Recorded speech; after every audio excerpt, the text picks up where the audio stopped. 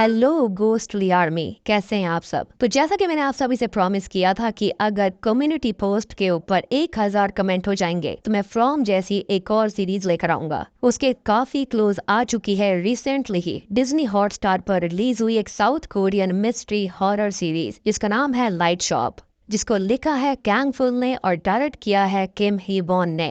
ये सीरीज बहुत ही इंटरेस्टिंग है। इसके अंदर टोटल 8 एपिसोड्स हैं और फिलहाल आपको देखने के लिए 6 ही एपिसोड्स मिलेंगे। बाकी के आखिरी 2 एपिसोड 18 दिसंबर को आने वाले हैं। और आज की इस वीडियो के अंदर मैं पहले 2 एपिसोड्स को एक्सप्लेन करूंगा और ऐसे ही करते करते वीडियोस लगातार आती रहेंगी। शुरुआत में आपको ऐसा लग सकता है कि ये सीरीज चल क्या रही है, लेकिन ट्रस्ट मी, जैसे ही मैं 5वें एपिसोड को एक्सप्लेन करूंगा ना, आपका दिमाग बिल्कुल हिलकर रह जाएगा कि ये सीरीज कितनी बेहतरीन है। आप सभी की आसानी के लिए मैंने हर एक कैरेक्टर के नाम भी मेंशन कर दिए हैं। साथ ही साथ हर एक एपिसोड से पहले मैंने आपको एक चार्ट दिखाया है जहां पर आप सारे कैरेक्टर्स के नेम को और फेस को अच्छे से देख सकते हैं और समझ सकते हैं, ताकि आपको सीरीज को समझने में आसानी रहेगी। बात करें इस सीरीज की IMDb रेटिंग की, तो इसकी IMDb रेटिंग है 7.3 स्टार्स आउट ऑफ 10, जो कि काफी बेहतरीन है। तो बाकी के एपिसोड्स के लिए और वीडियो के लिए इस वीडियो को जल्दी से 10,000 लाइक कर दो, 500 कमेंट कर दो, ताकि अगली वीडियो जल्दी से जल्दी आ जाएगी। और मैंने हाल ही में ही सिजन 7 को भी एक्सप्लेन कर दिया है, जो कि latest season franchise horror movie है। बहुत ही बढ़िया। अगर आपने नहीं देखा है जाकर देख लेना। उसका लिंक आपको नीचे डिस्क्रिप्शन, पिन कमेंट दोनों में मिल जाएगा। तो चलिए अब बिना किसी देरी के चलते हैं सीधा वीडियो की तरफ।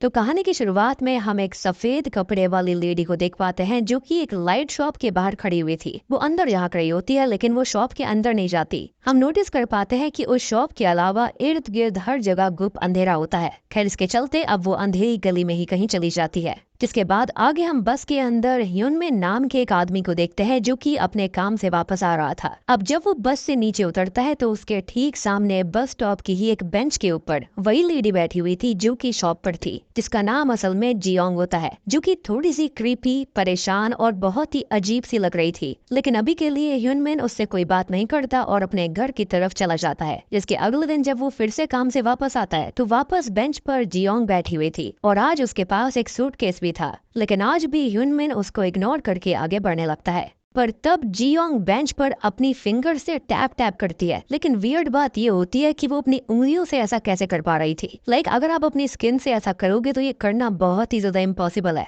इतनी तेज आवाज आना बिल्कुल नेक्स्ट टू इम्पॉसिबल थी। पर फिर भी ह्यूनमिन वहाँ से चला जाता है। अब तीसरे दिन भी सेम चीज होती है और जियोंग वापस से आज बेंच पर ही बैठी थी और इस बार ह्यूनमिन खुद को कंट्रोल नहीं कर पाता और जियोंग से वहाँ पर बैठे रहने का कारण पूछता है। साथ ही साथ वो उसको बताता भी है कि जिस बस के अंदर वो आया है वो वहाँ पर आखिरी बस थी और आसपास कोई टैक्सी भी नहीं चलती। और यही बताते हुए ह्यूनमिन ने अपने फोन को जियोंग को देने की कोशिश करी थी, ताकि वो कॉल करके कैब को बुक कर ले या फिर अपने किसी घर वाले को वहाँ पर बुला ले। अब इसी दौरान ह्यूनमिन ये भी नोटिस करता है कि उसका जो फोन था ना, वो टूट गया था। उसकी स्क्रीन क्रैक हो रखी थी, बट वो चल रहा था और ये देखकर वो काफी शॉक्ड हो जाता है, जिसके बारे में उसे रास्ते में पता ही नहीं चला। खैर, अभी के लिए जियोंग कुछ खास रिस्पॉन्स ना करते हुए ह्यूनमिन से बस इतना पूछती है क्या वो उसको जानता है। ये बात सुनने के बाद ह्यूनमिन को कुछ भी समझ नहीं आता कि वो इसका क्या जवाब दे, लेकिन वो चुपचाप वहाँ से जाने लगता है। खैर, अगले दिन अब जब वापस से ह्यूनमिन अपने काम से वापस आ रहा होता है तो वहाँ पर बहुत तेज बारिश हो रही थी और आज भी जियोंग ऐसी बारिश में उसी सेम स्पॉट पर बैठी किसी का इंतजार कर रही होती है। ये देखकर तुरंत ही ह्यूनमिन अपने अम्ब्रेला से उसको कवर करता है और बताता है कि उसका घर पास में ही है, तो जियोंग ये अम्ब्रेला रख सकती है और वो खुद भागकर घर चला जाएगा। लेकिन इस बार भी जियोंग का सेम सवाल रहता है कि क्या वो उसको जानता है और इस बार ह्यूनमिन हाँ बोल देता है और उसको याद दिलवाने की कोशिश करता है कि उसने पिछले दिन ही उससे बात करी थी। उसे ये सब सोचते हुए काफी ज्यादा वियर्ड सा भी लग रहा था। अब तब जियोंग उससे वापस से एक अजीब सा सवाल करती है कि क्या वो उसको कल वापस से मिलेगा। ह्यूनमिन को तो कुछ भी समझ में नहीं आ रहा होता और इसलिए अभी वो बस जियोंग को अम्ब्रेला देने लगता है। तब जियोंग ह्यूनमिन से उसके साथ उसके घर में जाने के लिए पूछ लेती है। वो ये कहती है कि वो कल यहाँ पर नहीं मिल पाएंगे, उसके पास रात तक कई समय है। अब ह्यूनमिन को ये थोड़ा सा ऑकवर्ड तो लग रहा था, पर वो इस पर मान जाता है और दोनों एक अपार्टमेंट में 8th नंबर फ्लोर पर जाते हैं। रूम के अंदर जाने के बाद में जब ह्यूनमिन लाइट्स को ऑन करने वाला था तो अचानक से ही जियोंग ने उसको मना कर दिया ऐसा करने से, जो बहुत ही अजीब सी बात थी। खैर, अभी जब जियोंग घर के अंदर आती है तो अचानक से घर का दरवाजा बंद हो जाता है, जो कि ऑटोमेटिकली हुआ था और ये सीन यहाँ पर बहुत ही ज्यादा खतरनाक था। ऐसा लग रहा था कि जैसे यहाँ पर ह्यूनमिन ने किसी स्पिरिट को इनवाइट कर लिया है। खैर, अब सीन यहाँ से कट होकर यूजीन यूनिवर्सिटी हॉस्पिटल की तरफ आता है, जहाँ पर हम फर्स्ट पर्सन व्यू के जरिए आसपास के माहौल को देख पाते हैं और पास में ही काफी सारे नर्सेस भी बैठी हुई थी और सब ये चाहती थी कि उनकी हेड नर्स हियो आज उनके साथ में डिनर करने के लिए जाए, क्योंकि वो वैसे भी बहुत ही ज्यादा काम किया करती थी तो उसको थोड़ा सा ब्रेक लेना चाहिए। अब इस पर पहले तो हियो मना कर देती है, पर बाद में जब योंगजी नाम की दूसरी नर्स अभी के लिए हियो का काम संभालने की बात करती है तो वो लंच करने के लिए राजी हो जाती है। फिर जब योंगजी अकेले काम कर रही थी तभी आईसीयू के अंदर एक अननोन आदमी आता है, यानी कि ये लोग इंटेंसिव केयर यूनिट में काम किया करती थी, पर क्योंकि आईसीयू के अंदर सिर्फ स्टाफ मेंबर्स अलाउड थे या फिर वो परिजन जो कि वहाँ पर परमिशन लेकर आए करते, इसलिए योंगजी उसे वहाँ से जाने के लिए कहती है। लेकिन इस बात पर वो व्यक्ति इतना सा पूछता है कि मुर्दा घर कहाँ पर है, और ये काफी ज्यादा अजीब बात थी। पर अभी योंगजी इस बारे में उस आदमी से कुछ पूछ पाती इससे पहले ही आईसीयू के अंदर एक मौजूद मरीज की हालत काफी ज्यादा खराब होने लगती है और योंगजी उसकी हालत को स्टेबल करने के लिए बाकी नर्सेस के साथ उसके पास चली जाती है और जब तक वो वापस आती है तब तक वो आदमी वहाँ से जा चुका था। खैर अब यहाँ से सीन सीधा बांग जिन नाम के कैरेक्टर पर आता है जो कि एक घर के अंदर ठंड से ठिठुरते हुए सोने की कोशिश कर रहा था, पर बाहर एक कुत्ते के भौंकने की वजह से वो सो नहीं पाता, इसलिए वो गुस्से में गेट पर जाकर फ्रस्ट्रेशन में चिल्लाने लगता है। और वहीं हम लाइट शॉप के अंदर वॉन योंग को देख पाते हैं जो कि असल में उस शॉप का ओनर था। ये शॉप वही है जो कि स्टार्टिंग में हमको दिखाई गई थी जहाँ पर वो सफेद कपड़ों वाली लड़की भी थी। यहाँ पर वियर्ड बात ये होती है कि शॉप के अंदर भी उसने सन ग्लासेस लगा कर रखे हुए थे। वो एक लाइट बल्ब को देख रहा होता है और अचानक से ही उसकी शॉप के अंदर एक कस्टमर आकर उससे लाइट बल्ब मांगता है। यहाँ पर गौर करने वाली बात ये थी कि वॉन योंग की शॉप पूरी रात खुली रहती और जब भी कोई कस्टमर उसकी शॉप के अंदर आया करता था तो वॉन योंग सबसे पहले उसके आने का पर्पस पूछा करता। वह अभी के लिए उस कस्टमर के वहाँ पर जाने के बाद में एक डायरी को वो निकालता है जिसके अंदर उसने काफी सारे नाम लिखे हुए थे। तभी अचानक से उसकी शॉप पर वही आदमी आता है जो कि हॉस्पिटल के आईसीयू के अंदर घुस गया था। अब वॉन योंग उससे भी उसके वहाँ पर आने का पर्पस पूछता है, जिस पर वो आदमी वॉन योंग को कोई भी रिप्लाई नहीं देता और बस शॉप में लगी हुई लाइट्स को देखने के बाद वहाँ से चला जाता है। फिर बाद में वहाँ पर एक लेडी आती है जो कि नॉर्मल कस्टमर थी। वो वॉन योंग से ये भी कहती है कि दिन में उसकी शॉप किसी को भी दिखती नहीं है या फिर कोई नोटिस नहीं करता, लेकिन रात में ये काफी ज्यादा स्टैंड आउट करती है। खैर अब वो वॉन योंग से एक फ्लोरोसेंट ट्यूब लेने के बाद में वहाँ से चली जाती है। अब आगे हम इल गुआंग गर्ल्स हाई स्कूल के प्लेग्राउंड के अंदर एक लड़की को देखते हैं जो कि काफी ज्यादा क्रीपी लग रही थी और ऊपर क्लासरूम में कोई लेक्चर चल रहा होता है। यहाँ पर जो कहानी है ना काफी ज्यादा वियर्ड टाइप की दिखाई गई है। यहाँ पर आपको मोस्टली नाइट व्यू में ही सब कुछ दिखाया जाएगा। खैर अब क्लास के अंदर हम ह्यूंजू को देख पाते हैं जो कि प्लेग्राउंड में खड़ी हुई लड़की को देखकर हैंड वेव करती है, लेकिन ऑब्वियस सी बात है कि वो उसे कोई भी हैंड वेव नहीं करती। और तभी वहाँ पर एक टीचर क्लास के अंदर अटेंडेंस लेना चालू करती है, लेकिन यहाँ पर नोटिस करने वाली बात ये होती है कि जो उसकी 3 दोस्त होती है ना उनके नाम तो लिए जाते हैं लेकिन उसका नाम टीचर नहीं लेती, जो कि बहुत ही ज्यादा वियर्ड बात थी। खैर बाहर अभी भी थंडरिंग हो रही होती है जिससे कि सभी बच्चे काफी ज्यादा डर रहे होते हैं और तभी यहाँ पर ह्यूंजू की फ्रेंड बोबे नाम की एक लड़की उस लड़की के बारे में हॉरर स्टोरी बताना चालू कर देती है जो कि यहाँ पर अकेली रहती है। वो ये बताती है कि ये जो बच्ची है वो स्कूल के अंदर ही रहती है और जहाँ पर भी कोई भी खाली सीट होगी वो वहीं पर आकर बैठ जाती है और बहुत ही कम लोग उसको देख पाते हैं। इसका मतलब यही था कि वो एक हॉन्टिंग स्पिरिट थी। खैर अब ह्यूंजू भी इस बात को ध्यान से सुन रही होती है और सबसे शॉकिंग बात ये थी कि उससे कोई बात नहीं कर रहा था, वो खाली सबको सुन रही होती है। खैर अब आगे स्कूल खत्म होने के बाद में जब ह्यूंजू, बोबे और उसकी बाकी 2 दोस्त जो होती हैं वो घर की तरफ जा रही थी तो रास्ते में एक गली पड़ती है जिसको सभी लोग बहुत ही ज्यादा डरावनी गली माना करते थे। माना जाता था कि वहाँ पर रात में कोई भी नहीं जाता और वहाँ पर हमेशा कोई ना कोई रहता है। हर किसी को वहाँ पर किसी की आहट महसूस होती है। अब ह्यूंजू को अभी उस गली से अपनी माँ के लिए कुछ सामान लेने के लिए जाना था, इसलिए बोबे और बाकी सब तो वहाँ से निकल जाते हैं लेकिन वो उसको नोटिस नहीं करते। लेकिन अब डरते हुए ह्यूंजू अकेले ही उस गली में जाने लगती है। खैर अब लाइट शॉप के अंदर हम देखते हैं कि वहाँ पर ब्योंगजिन पहुँच जाता है जो कि उस कुत्ते की आवाज से परेशान होकर वहाँ पर आ गया था। उसको काफी ज्यादा सर्दी लग रही होती है और अभी वो गुस्से में उस डॉग को ढूंढने के लिए निकला था। वेल अब लाइट शॉप पर लगे हुए बल्ब को देखकर वो एक बल्ब को छूने की कोशिश करता है जिस पर ऐसा लग रहा था जैसे कि आइस क्रिस्टल्स जम रहे हों, लेकिन तभी जो वॉन योंग होता है उसका चश्मा भी जमने लगता है। वो चेंज सा हो गया था और वो ब्योंगजिन को ऐसा करने से मना करता है, जिसके बाद में वो भी वहाँ से चला जाता है। ये भी कहता है कि उसको कस्टमर से डील करना नहीं आता। खैर अब उसके वहाँ से जाने के बाद में वॉन योंग एक बल्ब को देखते हुए कुछ सोचने लग गया था। हम ये भी नोटिस कर पाते हैं कि वहाँ पर काफी अलग अलग टाइप के बल्ब बल्ब रखे हुए थे। कुछ बल्ब बहुत ही मोटे थे, कुछ पतले थे, कुछ अजीब से थे। कुछ की रोशनी बहुत कम होती है और कुछ बल्ब की जो रोशनी होती है ना वो बहुत ही ज्यादा फ्लिकर टाइप की कर रही थी। खैर तभी वहाँ पर हायवॉन नाम की भी एक लेडी आती है जो कि काफी ज्यादा गीली हो रखी थी। उसके बाल बिल्कुल वेट होते हैं। वो खुद भी एक बल्ब को छूने की कोशिश करती है पर वॉन योंग अपने चश्मे को टच करता है और वो हायवॉन को वहाँ से जाने के लिए कहता है, जिसके अगले ही पल हायवॉन वहाँ से चली जाती है। अब वहीं पर ह्युंजू को ऐसा लग रहा था कि जैसे उस गली के अंदर कोई उसका पीछा कर रहा है और तब वो भागते हुए सीधा लाइट शॉप में आ जाती है। और वॉन योंग ह्युंजू को काफी अच्छे से जानता था और अभी ह्युंजू वहाँ पर एक बल्ब खरीदने के लिए आई हुई थी। तब वॉन योंग उसको एक टॉफी खाने के लिए देता है जो कि येलो कलर के रैपर में थी और उसका फ्लेवर बटर वाला था। ह्युंजू यहाँ पर वॉन योंग से ये कहती है कि वो उसके लिए टॉफी का हमेशा रैपर ओपन करके क्यों देता है। तो वो ये कहती है कि वो कोई बच्ची नहीं है, लेकिन ऑब्वियसली यहाँ पर वॉन योंग के लिए वो बच्ची थी। इस पर वो उससे ये पूछती है कि उसको वो बच्ची क्यों लगती है, तो बताता है कि उसकी भी एक बच्ची हुआ करती थी। इसके चलते उसे उसकी याद आती है। और एक और इंटरेस्टिंग बात ये थी कि उसने अपने गले के अंदर एक लॉकेट पहना हुआ था और ये बच्चों का ही लॉकेट था और इसलिए वो उसको बच्चा ही समझा करता। खैर तब हम ह्युंजू की बातों से जान पाते हैं कि असल में वो लॉकेट उसके पिता ने उसको दूसरे शहर कमाने जाने से पहले दिया था और उनकी आखिरी निशानी के तौर पर ह्युंजू के पास वो है, क्योंकि तब तक वो वापस नहीं आए थे। अब ह्युंजू ने हमेशा की तरह टॉफी रैपर की एक बटरफ्लाई बनाकर वॉन योंग को दे दी थी, जिसको वॉन योंग फिलहाल अपने पास रख लेता है। तब ह्युंजू उसकी एज के बारे में पूछती है, जिस पर वॉन योंग बस इतना कहता है कि वो काफी बड़ा है, इतना तो है कि हाँ उसकी एक बच्ची हो सकती है। खैर तब हम टेबल पर पड़े हुए एक आईने में देखते हैं कि वॉन योंग बहुत ही ज्यादा बूढ़ा व्यक्ति है, लेकिन वो बाकी सबको जवानी दिखाई देता है, जो कि उसको अपने आप में ही एक मिस्टीरियस पर्सन बना देता है। साथ ही साथ यहाँ पर वो बहुत ही अजीब हरकतें भी किया करता था। खैर अभी ह्युंजू जो होती है वो वॉन योंग को उसको अपने साथ गली में हुई चीज बताती है। उसे ऐसा लग रहा था कि जैसे उसका कोई पीछा कर रहा था। इनफैक्ट उसने किसी को कॉर्नर पर देखा भी था, जिसको सुनने के बाद ने वॉन योंग अचानक से थोड़ा सा सीरियस हो जाता है और वो ह्युंजू को समझाता है कि उसके पास एक स्पेशल गिफ्ट है जिसकी मदद से वो स्ट्रेंजर्स को देख सकती है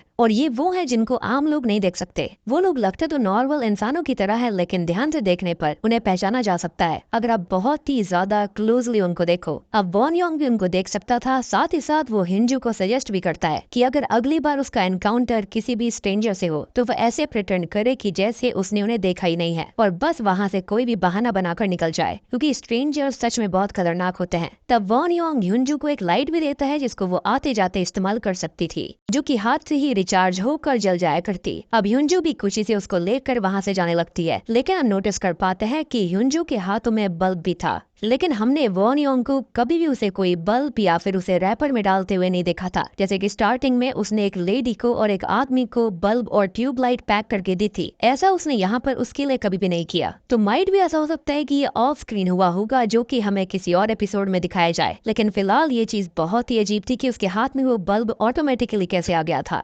एनीवेज अब ह्युंजू उस लाइट को लेकर वहाँ से खुशी खुशी निकल जाती है और उसके वहाँ से जाने के बाद वॉन योंग ह्युंजू की बनाई गई बटरफ्लाई को एक बॉक्स में रख लेता है, जिसके अंदर पहले से ही काफी सारे सेम रैपर्स रखे हुए थे, यानी कि ये पहली बार नहीं था जब वहाँ पर ह्युंजू आई थी। मीनवाइल हम ह्युनमिन और जी योंग को ह्युनमिन के अपार्टमेंट में देखते हैं, यानी कि 8th फ्लोर पर, जहाँ पर ह्युनमिन की नजर जब जी योंग की फिंगर्स पर पड़ती है तो वो काफी ज्यादा डर जाता है, क्योंकि जी योंग के नेल्स उसकी फिंगर्स के आगे की तरफ थे, क्योंकि सच में क्रीपी था, यानी कि वो भी एक स्ट्रेंजर ही है, जिसके बारे में वॉन योंग ने स्टार्टिंग में बताया था। और एक और इंटरेस्टिंग डिटेल ये है कि मैंने आपको बताया था कि वो बेंच के ऊपर बैठे बैठे अपनी फिंगर्स को टैप कर रही थी, जिससे बहुत ही तेज आवाज आ रही थी, और उसका सिंपल सा रीजन यही था कि उसके जो फिंगर नेल्स थे ना वो उल्टी तरफ थे। और ये सब आखिर हुआ कैसे था, तो इसके बारे में हमें आने वाले एपिसोड्स के अंदर पता चलेगा। खैर तभी जी योंग अपने सूटकेस को खोलती है, जिसके अंदर उसने काफी सारे टूल्स को रखा हुआ था, जिनको लेकर वो ह्युनमिन की तरफ बढ़ने लगती है। जिसके बाद सीधा सीन ह्युंजू पर आ जाता है, जो कि अपने अपार्टमेंट में आ गई थी, वो भी सेम 8th फ्लोर पर ही रहा करती। अब जब ह्युंजू अपने रूम की तरफ जा रही होती है तब वो जियोंग को उसके सूटकेस को घसीट कर ले जाते हुए नोटिस करती है, और ह्युंजू उसको गुड इवनिंग भी कहती है, जिससे कि जियोंग को समझ आ गया था कि ह्युंजू भी उसको देख सकती है, और उसके चेहरे पर एक अजीब सी मुस्कान आती है। इवन उस समय हम जियोंग के सूटकेस से खून बाहर आता हुआ नोटिस करते हैं, जिसका मतलब साफ था कि जियोंग ने ह्युनमिन के साथ बहुत ही गलत किया और सूटकेस में उसको भर कर वो ले जा रही थी। इसके साथ ही एपिसोड 1 यहीं पर खत्म हो जाता है।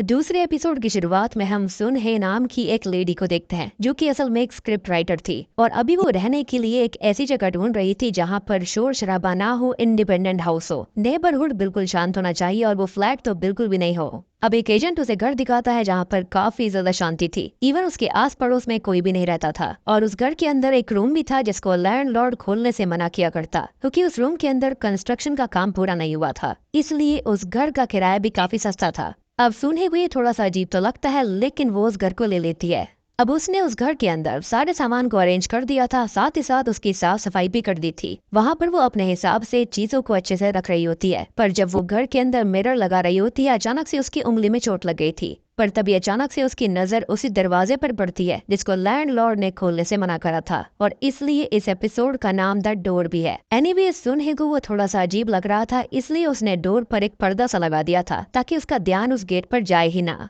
खैर अब थोड़ी देर के बाद में हम जियोंग नाम के एक स्टूडेंट को देख पाते हैं जो कि उसी अंधेरी गली के पास से गुजर रहा होता है। वहाँ से आगे जाने में वो बहुत ही ज्यादा डर रहा था, इसलिए वो जोर जोर से गाना गाते हुए आगे जाता है, पर चलते चलते उसे ऐसा एहसास होता है कि जैसे उसके पीछे कोई हो। इसके चलते उसका डर इतना बढ़ गया था कि वो और भी ज्यादा जोर से गाना शुरू कर देता है और भागकर आगे जाने लगता है। उसी समय सुनहे के घर के पास से वो गुजर रहा था और वो अभी अपनी स्क्रिप्टिंग का ही काम कर रही होती है, पर जियोंग की जोर से गाने की आवाज को सुनकर उसको डिस्टरबेंस होने लगती है और अब उसे उस एजेंट पर बहुत गुस्सा आ रहा होता है क्योंकि उसने उससे ये कहा था कि वो जगह सच में बहुत ही ज्यादा शांत रहती है और वो अपने काम को वहाँ बिना किसी परेशानी के कर सकती थी, लेकिन ऐसा नहीं होता। खैर वहीं जियोंग भागते हुए उसी लाइट शॉप के सामने पहुंच गया था, पर वो उसके अंदर नहीं जाता और आगे की तरफ बढ़ जाता है। वहीं सुनहे जब काम करते हुए सो जाती है तभी अचानक से उसके घर की लाइट चली जाती है, जो कि वैसे तो कोई ज्यादा बड़ी बात नहीं थी, पर उस समय पर हम उसके घर के बाहर एक डरावनी परछाई को नोटिस करते हैं जो कि असल में सुनहे को ही ध्यान से देख रही होती है और अब अचानक से उसके घर के बल्ब्स के फिलामेंट्स टूट गए थे। अब अगले दिन हम वापस से जियोंग को देखते हैं जो कि सेम गली से गुजरने में और भी ज्यादा डर रहा होता है और वो वापस से उसी गाने को गाते हुए आगे बढ़ रहा था। और सबसे बड़ी बात कि यहाँ पर हमें रात के ही सारे सीन्स दिखाए जा रहे थे, हमें दिन का कोई सीन दिखाया ही नहीं गया। मीनवाइल सुनहे जो होती है वो भी अपने काम को फिर से ध्यान से कर रही होती है कि तभी वापस से उसके घर की लाइट चली जाती है। वो बहुत ही ज्यादा फ्रस्ट्रेट हो गई थी, उसे काफी अजीब लग रहा था। तब वो जाकर घर के फ्यूज को चेक करती है पर उसे कुछ भी समझ में नहीं आता। वहाँ पर जो एमसीबीज थी वो भी बिल्कुल सही थी, लेकिन उसे ऐसा लगता है कि शायद घर पुराना होगा जिसकी वजह से ये चीजें घट रही हैं, इसलिए वो इस बात पर फिर से इतना ध्यान नहीं देती। लेकिन एज अ व्यूअर हम वापस से उसी परछाई को उसके घर के बाहर एक बार फिर से नोटिस कर पाते हैं। अब यहाँ से सीन वापस से हॉस्पिटल के अंदर आता है जहाँ पर योंग जी, हियो और बाकी सारे नर्सेस और एक डॉक्टर एक पेशेंट को देख रहे थे, पर उन्हें उसकी हालत देखकर नहीं लग रहा होता कि वो जिंदा बचेगा और जल्दी ही वो उसका लाइफ सपोर्ट सिस्टम हटाने वाले थे। अब डॉक्टर के हिसाब से पेशेंट की विल पावर पर डिपेंड करता था कि वो जिंदा रहना चाहता है या फिर नहीं, कि तभी अचानक से बगल में पड़ा हुआ एक पेशेंट किसी से हवा में बात करने लगता है और उससे पूछता है कि वो कौन है, और हियो के हिसाब से वो पेशेंट अल्कोहलिक था और इसी वजह से वो ऐसे बर्ताव कर रहा था, इसलिए डॉक्टर उस अल्कोहलिक पेशेंट को बाकी पेशेंट्स की भलाई के लिए दूसरी जगह पर शिफ्ट करने के बारे में सोच रहे थे।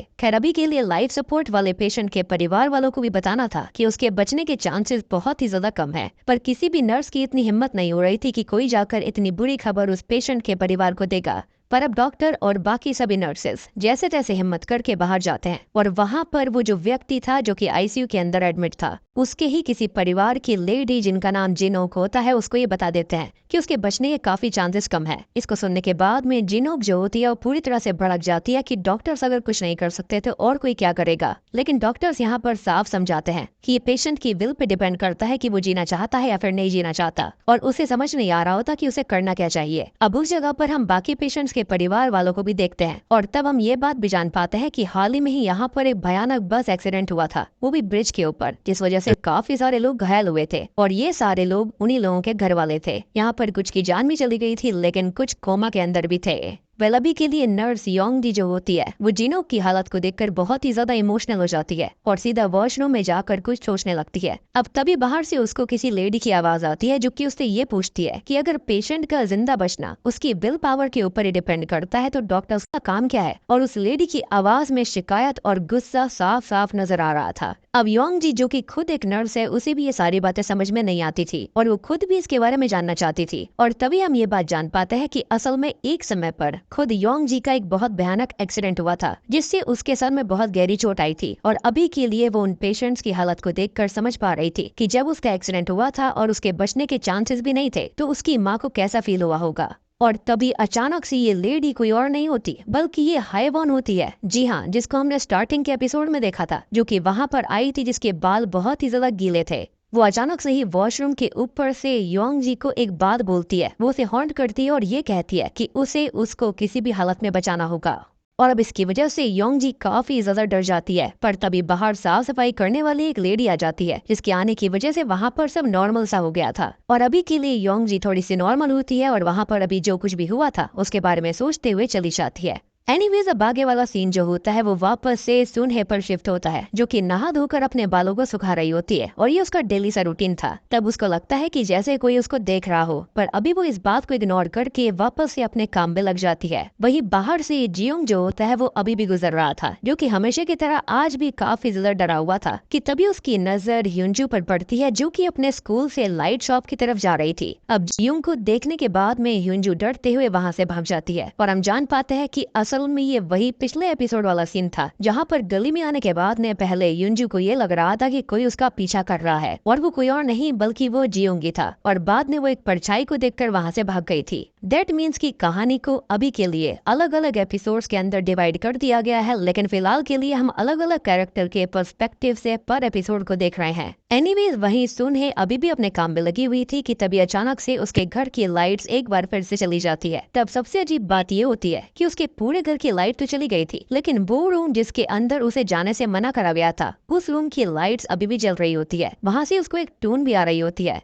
खैर, अब वो सब देखकर सुनहे उस रूम का गेट खोलकर अंदर जाती है, जहाँ पर वैसे तो सब कुछ नॉर्मल था और उस रूम के अंदर एक बल्ब भी लगा हुआ था, जिसकी रोशनी उस रूम से आ रही थी। वो काफी ब्राइट होती है। तब सुनहे उस रूम को बंद करके बाहर जाने लगती है। मीनवाइल हम जियोंग को देखते हैं, जो कि डर के मारे गाना गाते हुए फिर से सुनहे के घर के बाहर से निकल रहा था। पर जैसे ही वो बल्ब को बंद होते हुए देखता है तो काफी डर जाता है, क्योंकि ऐसा किसी और ने नहीं बल्कि यहाँ पर सुनहे ने किया था। अब इतने में ही फ्रस्ट्रेशन के चलते आज सुनहे ने भी खिड़की खोलकर जियोंग से पूछ ही लिया कि वो रोज इस समय पर इतना जोर से गाना गाते हुए क्यों जाता है। पर पता नहीं क्यों जैसे ही जियोंग की नजर सुनहे पर पड़ती है, वो बहुत ही ज्यादा डरते हुए तुरंत ही वहाँ से भाग जाता है। वो बहुत ही ज्यादा चिल्ला रहा था। उसी दौरान हम उस रूम के अंदर लगे हुए बल्ब को देखते हैं, जिसके स्विच को बंद करने के बाद भी उसके अंदर थोड़ी थोड़ी लाइट जल रही थी। मतलब ऐसा लग रहा था कि जैसे कोई चीज उस बल्ब को ऑन रखने की कोशिश कर रही हो। अब अगला सीन हाई स्कूल का होता है, जहाँ पर सबकी क्लास पूरी हो जाती है तो बूबे और उसकी दोस्त जो होती हैं वो घर जाने लगती हैं। लेकिन उसी दौरान उनकी एक दोस्त उत्तमा क्लास के अंदर ही सो गई थी। लेकिन बूबे और बाकी सब उसको उठाने की कोशिश नहीं करते और वहाँ से चले जाते हैं। ह्यूंजू को ये सही नहीं लगता, क्योंकि वो जानती थी कि रात में हाई स्कूल से घर जाने में कितना डर लगता है,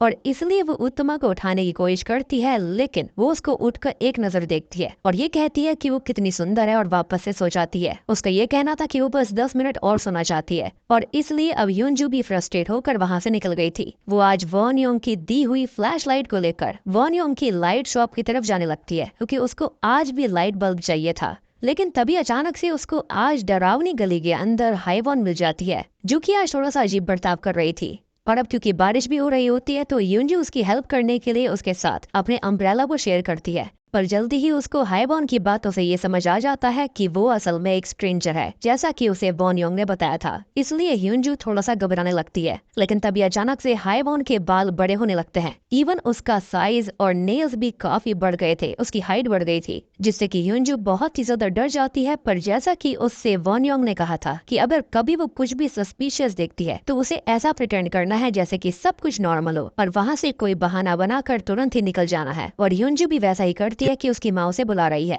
पर वो बहुत ही ज्यादा डरी हुई थी और अभी के लिए हाइवॉन अपने उसी जायंट शरीर से ह्यूंजू का पीछा कर रही थी। तब ह्यूंजू चिल्लाते हुए लाइट शॉप के पास आ जाती है, और जैसे ही उसके चिल्लाने की आवाज को वॉन योंग सुनता है तो वो भी बाहर आकर सबसे पहले तो ह्यूंजू को वहाँ से जाने के लिए कहता है कि वो अपनी माँ के पास चली जाए। और जब हाइवॉन उसके पास भी आने लगती है तो वॉन योंग जो होता है वो अपना चश्मा उतार कर उसे वहाँ से जाने के लिए कहता है। इससे कि अचानक से हाइवॉन वापस उसी गली में जाने लग गई थी। उसका साइज भी नॉर्मल हो चुका था, और ये चीज बहुत ही ज्यादा वियर्ड होती है। यानी कि यहाँ पर ये जो वॉन योंग है वो कोई खास पर्सन जरूर है। अब तभी स्कूल के अंदर उत्तमा की आंख खुलती है तो उसके बगल में एक और लड़की बैठी हुई थी जिसके बारे में बोबे और ये सब स्टार्टिंग में डिस्कशन कर रहे थे कि वो लड़की कहीं भी आकर बैठ जाती है और उसको बहुत कम लोगों ने देखा है। वो उत्तमा से ये कहती है कि मैंने उसको देखा, क्या तुमने भी उसको देखा था? और मुझे ऐसा लगता है कि ये लोग युंजू के बारे में बात कर रहे थे क्योंकि उसको अभी तक क्लास के किसी इंसान से बात करते हुए नहीं दिखाया गया। इवन लोग उसको ऐसे ट्रीट करते हैं जैसे कि वो वहाँ पर हो ही ना। चांसेस तो ये भी हो सकते हैं कि वो खुद भी एक स्ट्रेंजर हो और उसको इस बारे में पता ही नहीं है। सबसे बड़ी बात कि टीचर ने अटेंडेंस लेते वक्त उसको छोड़कर उसकी बाकी 3 दोस्तों का नाम लिया था। खैर अब वहीं सुन है जब घर के अंदर सो रही होती है तभी उसकी सीलिंग से बारिश का पानी टपकने लगता है जिससे कि उसकी नींद खुल जाती है। वहीं बाहर जियोंग अभी भी उन्हीं गलियों में था जहां पर आज उसकी मुलाकात जियोंग से होती है जो कि अपना सूटकेस लेकर जा रही थी। वो दोनों ही लाइट शॉप की तरफ जा रहे होते हैं, इसलिए जियोंग की मदद करने के लिए अपने अम्ब्रेला में उसको अपने साथ लेकर जाने लगता है। वहीं सुन है नहाने के लिए चली गई थी कि तभी उसके ऊपर से हम किसी औरत के बाल को आते हुए देखते हैं और जब सुन है नहा लेती है तो नीचे किसी के टूटे हुए बाल पड़े थे जो कि बहुत सारे थे, जिसको देखकर सुनहे काफी डर जाती है। उसको समझ में आ जाता है कि वो यहाँ अकेली नहीं है। तभी उसके घर का बल्ब बंद हो जाता है और जब सुनहे चेक करने के लिए जाती है तो अब उसके घर का दरवाजा भी अपने आप ही बंद हो गया था। सेम टाइम पर जियोंग और जियोंग उसके घर के बाहर से ही निकल रहे होते हैं कि तभी जियोंग की बातों से हम जान पाते हैं कि असल में उस दिन सुनहे को नहीं बल्कि उसके पीछे खड़ी एक काली परछाई को देखकर भाग गया था। यानी कि वहाँ पर एक नहीं बल्कि 2 लोग थे जो कि हाईवॉन की परछाई थी। ये जानकर जियोंग कोई खास रिएक्शन नहीं देती। उसके हिसाब से हाईवॉन और सुनहे किसी वजह से जुड़े हुए थे, वो दोनों साथ रह रहे थे।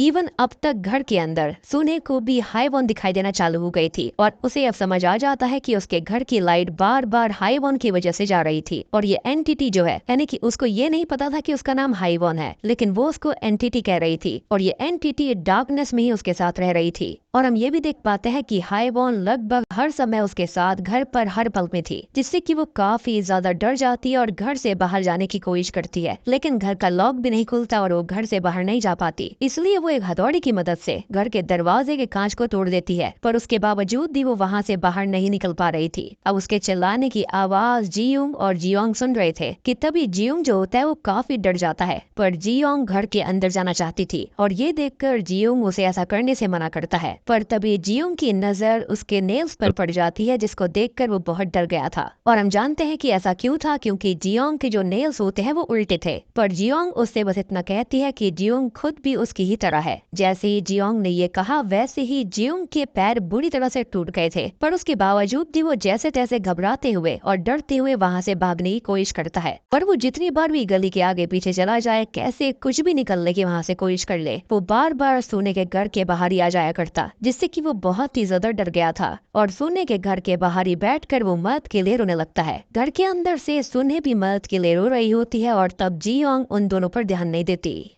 और वो अपने सूटकेस को लेकर सीधा लाइट शॉप के अंदर चली जाती है, जहां पर वॉन योंग उसके वहां पर आने का कारण पूछता है। पर जियोंग के हिसाब से पहले से वॉन योंग को पता था कि वो वहां पर क्यों आई है और उसी दौरान जियोंग के सूटकेस से खून की बूंदें भी टपक रही होती है। और अब वो दोनों ही इस बारे में बात कर पाते इससे पहले ही वहाँ पर शॉकिंगली एक आदमी आ जाता है जो कि असल में एक डिटेक्टिव था और वो वॉन योंग से कुछ जरूरी सवाल करना चाहता था, जिसके साथ ही दूसरा एपिसोड भी यहीं पर खत्म हो जाता है।